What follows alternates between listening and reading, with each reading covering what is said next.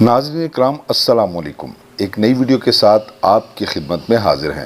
ناظرین، آج کی ویڈیو ایک انتہائی دلچسپ اور معلوماتی ویڈیو ہے جس میں ہم آپ کو ہیکل سلیمانی کے متعلق بتائیں گے۔ ہیکل سلیمانی کے متعلق آپ نے متعدد بار ذکر سنا ہوگا، مگر اس کی تاریخ اور اس کے بنانے کی وجوہات کے متعلق کم ہی لوگ آگاہ ہوں گے۔ ہیکل سلیمانی در حقیقت ایک مسجد یا عبادت گاہ تھی جو حضرت سلیمان علیہ السلام نے اللہ کے حکم سے جنات کے ذریعے تعمیر کروائی تاکہ لوگ اس کی طرف منہ کر کے یا اس کے اندر عبادت کریں۔ ہیکل سلیمانی کی تعمیر سے پہلے یہودیوں کے ہاں کسی بھی باقاعدہ ہیکل کا نہ کوئی وجود اور نہ ہی اس کا کوئی تصور تھا۔ ان کا ہیکل یا معبد ایک خیمہ تھا۔ اس خیمے میں تابوت سکینہ رکھا ہوتا تھا جس کی جانب یہ رخ کر کے عبادت کرتے تھے۔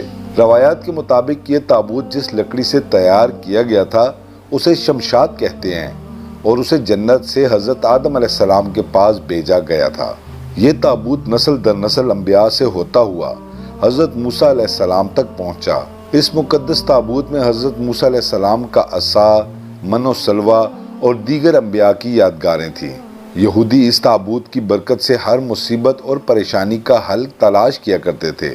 مختلف اقوام کے ساتھ جنگوں کے دوران اس صندوق کو لشکر کے آگے رکھا کرتے تاکہ اس کی برکت سے دشمن پر فتح یاب ہوں۔ بائبل کی روایت ہے، جب حضرت داؤد علیہ السلام کو بادشاہت عطا ہوئی تو انہوں نے اپنے لیے ایک باقاعدہ محل تعمیر کرایا۔ ایک دن ان کے ذہن میں آیا کہ میں خود تو محل میں رہتا ہوں مگر میری قوم کا معبد آج بھی خیمے میں رکھا ہوا ہے۔ آپ نے ہیکل کی تعمیر کا ارادہ کیا اور اس کے لیے ایک جگہ کا تعین کیا گیا۔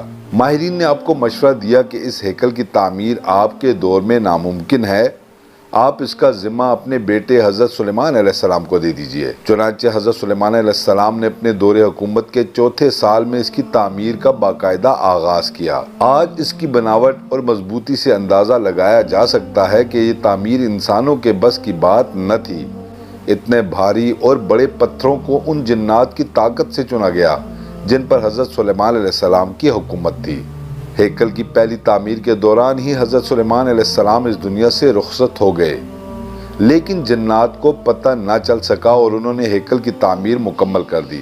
یہ واقعہ آپ نے پہلے بھی پڑھا ہوگا کہ حضرت سلیمان علیہ السلام کی روح اللہ نے دوران عبادت ہی قبض کر لی، لیکن اس کی ترکیب اس طرح بنی کہ آپ ایک لکڑی پر سر اور کمر رکھ کر عبادت میں مصروف ہو گئے۔ اس لکڑی کے سہارے سے یوں لگتا تھا کہ آپ اب بھی عبادت ہی کر رہے ہیں جبکہ آپ کا انتقال ہو چکا تھا۔ حضرت سلیمان علیہ السلام کی وفات کے بعد اس میں 3 حصے کر دیے گئے۔ بیرونی حصے میں عام لوگ عبادت کرتے، اس سے اگلے حصے میں علماء جو کہ انبیاء کی اولاد میں سے ہوتے، سب سے اگلے حصے میں جسے انتہائی مقدس سمجھا جاتا اس میں تابوت سکینہ رکھا گیا تھا۔ اس حصے میں کسی کو بھی داخل ہونے کی اجازت نہ تھی سوائے سب سے بڑے عالم یا پیش امام کے۔ وقت گزرتا گیا، اس دوران بنی اسرائیل میں پیغمبر مبعوث ہوتے رہے۔ یہ قوم بد سے بدتر ہوتی رہی۔ یہ کسی طرح بھی اپنے گناہوں سے توبہ تائب نہ ہوئے یا ان کو ترک کرنے کے لیے تیار نہ تھے۔ یہ ایک جانب عبادتیں کیا کرتے تو دوسری جانب اللہ کے احکامات کی صریحاً خلاف ورزی بھی کرتے۔ ان کی اس دوغلی روش سے اللہ پاک ناراض ہوئے اور ان کے پاس ایک بہت بڑی تعداد میں انبیاء بھی بھیجے گئے، لیکن یہ قوم سدھرنے کو تیار نہ تھی، حتیٰ کہ ان کی شکلیں تبدیل کر کے بندر اور سور تک بنائی گئیں، لیکن یہ گناہوں سے باز نہ آئے۔ اللہ پاک نے ان پر لعنت کر دی اور پھر بخت نصر نے ان کے ملک پر حملہ کیا، ان کا ہیکل مکمل طور پر تباہ و برباد کر دیا۔ ہیکل میں سے تابوت سکینہ نکالا، 6 لاکھ کے قریب یہودیوں کو قتل کیا، تقریباً 2 لاکھ یہودیوں کو قید کیا اور اپنے ساتھ بابل لے گیا۔ اس نے شہر سے باہر یہودی غلاموں کی ایک بستی تعمیر کی جس کا نام تل ابیب رکھا گیا۔ 70 سال تک ہیکل صفحہ ہستی سے مٹا رہا۔ دوسری جانب بخت نصر نے تابوت سکینہ کی بھی شدید بے حرمتی کی اور اسے کہیں پھینک دیا۔ کہا جاتا ہے کہ اس حرکت کا عذاب اسے اس کے ملک کو اس طرح ملا کہ ایران کے بادشاہ سائرس نے بابل پر حملہ کر دیا اور بابل کے ولی عہد کو شکست فاش دے کر بابلی سلطنت کا مکمل خاتمہ کر دیا۔ سائرس ایک نرم دل اور انصاف پسند حکمران تھا۔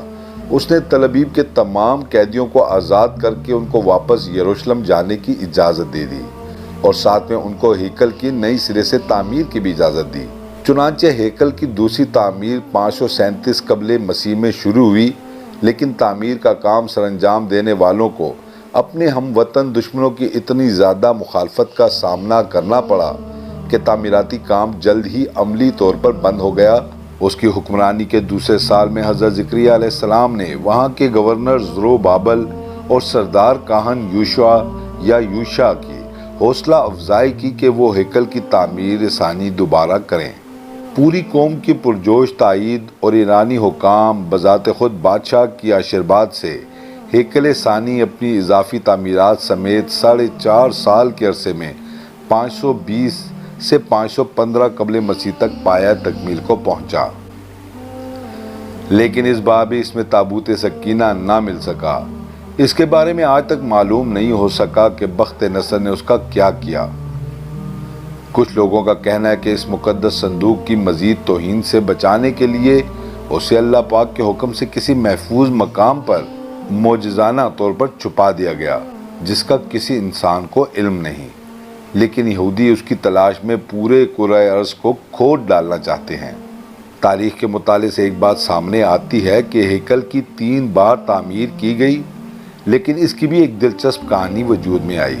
ہیرودس بادشاہ، جو کہ حضرت عیسیٰ علیہ السلام کی پیدائش سے چند سال پہلے کا بادشاہ تھا، اس نے جب اس کی بہتر طریقے سے تعمیر کی نیت کی تو یہودیوں کے دل میں ایک خوف پیدا ہوا کہ اگر اسے نئے سرے سے تعمیر کے لیے گرایا گیا تو یہ دوبارہ تعمیر نہ ہو سکے گا۔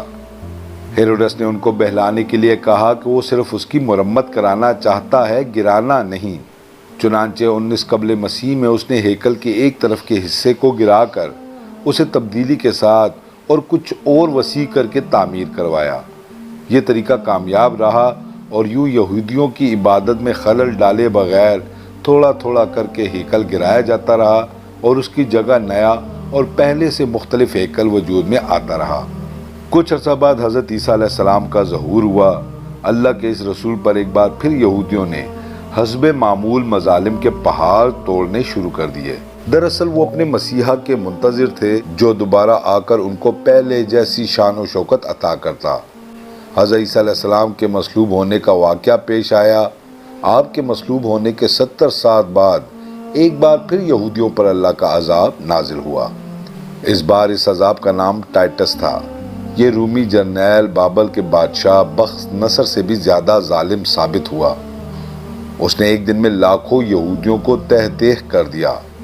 اس نے ہیرودس کے بنائے ہوئے عظیم الشان ہیکل کی اینٹ سے اینٹ بجا دی اور یہودیوں کو ہمیشہ کے لیے یروشلم سے نکال باہر کیا۔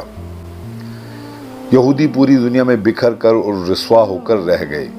کم و بیش 1800-1900 سال تک بھٹکنے کے بعد برطانیہ نے جب فلسطین پر قبضہ کیا تو ساتھ ہی ایک ناجائز بچے اسرائیل کو فلسطین میں جنم دے دیا، اور یوں صدیوں سے دھکے کھانے والی قوم کو ایک بار پھر اس ملک اسرائیل میں اکٹھے ہونے کی اجازت مل گئی۔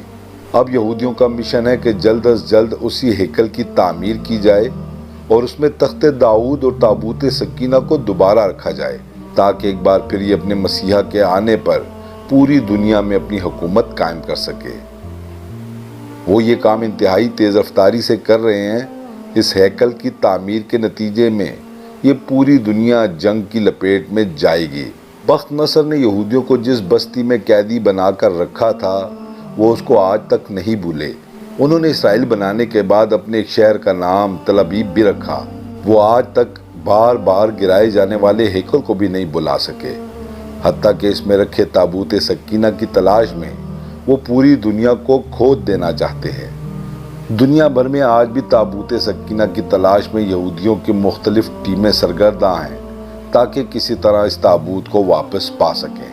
یہودیوں کو آج تک اس بات کا یقین ہے کہ وہ نہ صرف اپنا ہیکل دوبارہ تعمیر کر لیں گے بلکہ اس میں تابوت سکینہ کو بھی لا کر رکھ لیں گے، اور یہی دنیا کے ہر یہودی کا نصب العین ہے۔ ان کے خیال میں جس دن یہ مکمل ہو گیا اس دن وہ پوری دنیا پر دوبارہ ایک فاتح کے طور پر حکومت کریں گے۔ नाज़रीन, उम्मीद करते हैं कि आज की वीडियो आपको पसंद आई होगी। इसे लाइक और शेयर ज़रूर कीजिएगा। जज़ाकल्लाह।